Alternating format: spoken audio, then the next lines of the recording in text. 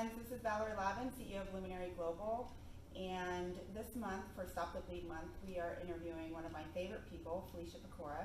She's an 8-year Army veteran as well as an 18-year police sergeant on the brink of retiring.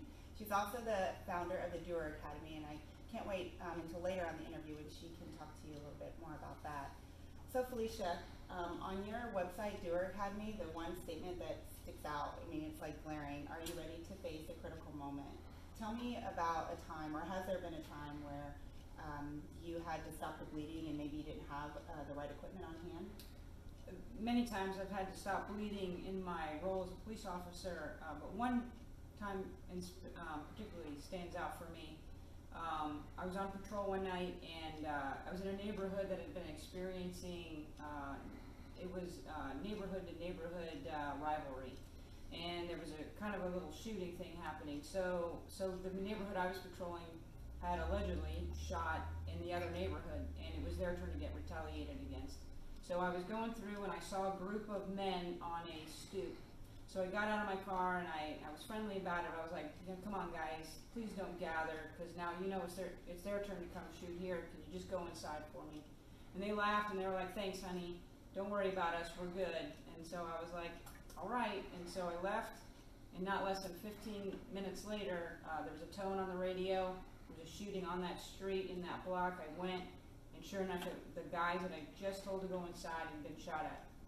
The really sad thing is there was one guy in particular, an older guy, well not older, he was in his 30s, who had gotten shot in the chest, and he was down in front of an apartment, and nobody could stop the bleeding. It was just coming out. It was horrific how it was coming out. So we had neighbors bringing towels, warm towels, and the way he was breathing, I knew there was a wound on the backside too, so we had towels on the back and towels on the front. It was all we could do to make a pressure wound until the ambulance could get there, and it felt like years till they got there. I know it was only a matter of minutes before the ambulance was there, but you could see in his eyes that he was scared, and I could hear it in the way he was talking that he wasn't going to make it, no matter what kind of reassurance, and he didn't make it. Having equipment, having something, I don't know if it would have saved his life, but it probably would have had a better chance if we'd had something else other than towels that was meant to stop bleeding. That's a tough situation to be in. So in your line of duty, have you ever had to purchase your own equipment to be fully equipped when you're out in the field?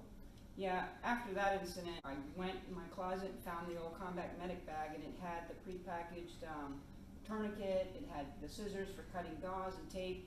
So that was like the first thing I put in my trunk. It's there now. I went to Army Navy stores and got extra bandages. My department supplies us with special bandages in case there's we get shot or we're bleeding, that we can use for others as well. My department also supplies us with tourniquets now. I think we're getting a lot smarter because they realize police officers because we're the first on scene, we have a good chance of stopping the bleeding. We can stop the bleeding, we can prevent shock, which most people, when they die, it's not necessarily from an event or from an impact like in a car crash. It's that shock that comes from loss of blood. So they're getting smarter about equipping us with the right equipment.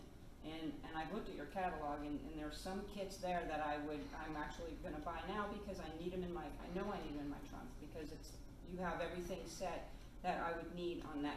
Had I had that today, I know that I could have done a better job. Well, thank you. I'm glad that we're able to provide those types of products in a complete package to our first responders.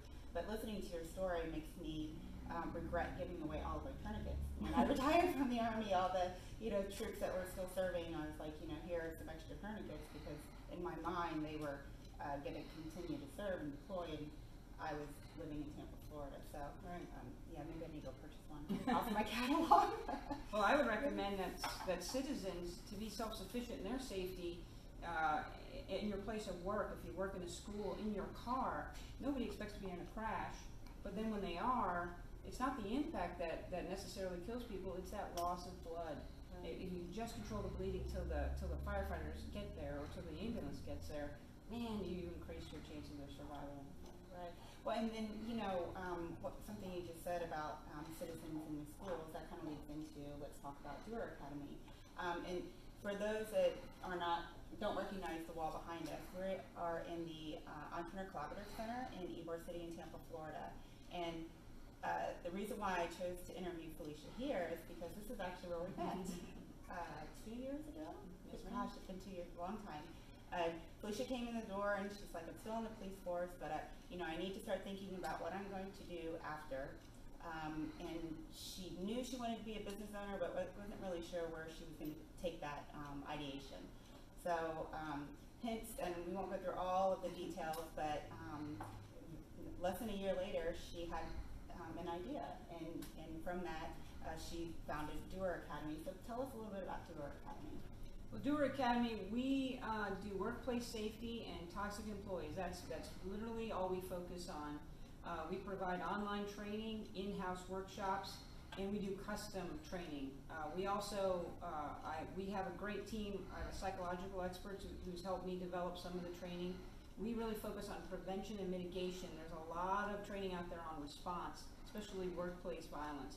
Everybody wants to talk about run, hide, fight, and response, which is great. But isn't it a little better if you can prevent it to begin with? That's where we focus on prevention, mitigation. I have a legal expert can help out with policy review and to get, when it comes to toxic employees, intervening on a path of a toxic employee to either get them back in the fold again or safely get rid of them and help yourself to avoid some of the litigation that may come from that. Awesome. And it's been so exciting to watch, the Doer Academy grow and to what it is today. So I'm very excited about that. At the Doer Academy, our vision is we think that citizens, everybody should be self-sufficient in their own safety. My 18-year career as a police officer, I come into places and they feel like we show up with this knowledge that's unattainable. It's magic knowledge. But it's really, every citizen has an intuition about people. If you feel like something's not right, guess what? It's not right. And so a lot of what I do is give people the confidence to follow what they know, and I give them helpful hints with that psychologically based, evidence based, on how to spot those behavior cues and intervene on that if it's a potential path to violence, how to stop that path. Great. So the reason why Luminary Global, we're doing these videos highlighting our first responders and military personnel is because we want to demonstrate that beyond the products and services that we sell and beyond the uniform that these great Americans wear, that there's more to them. And almost every first responder that I have interacted with as a customer, as a friend, they have something else that they're doing that's contributing to the community. And so Felicia, still on the police force, founder of Doer Academy, just definitely is a servant leader, still serving the community, and will do so for many more years. So thanks for watching us today. Look out for our newsletter for next month, where we'll have another amazing servant leader in the community doing great things.